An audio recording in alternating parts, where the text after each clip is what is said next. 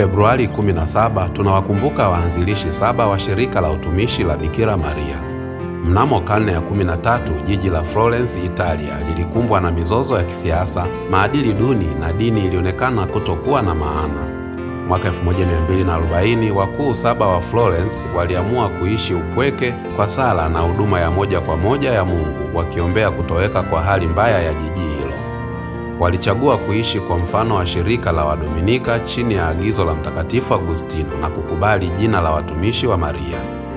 Katika monasteri waliishi maisha ya sala, kazi na ukimya, wakiwa katika utume hai, na walijishughulisha na kazi ya parokia, kufundisha, kuhubiri na shughuli zingine za kihuduma. Hatimaye waanzilishi wote isipokuwa Alexis waliwekwa wakfu. Wakati agizo lao lilipoidhinishwa, Alexis ndiyo mwanzilishi pekee aliyekuwa bado hai.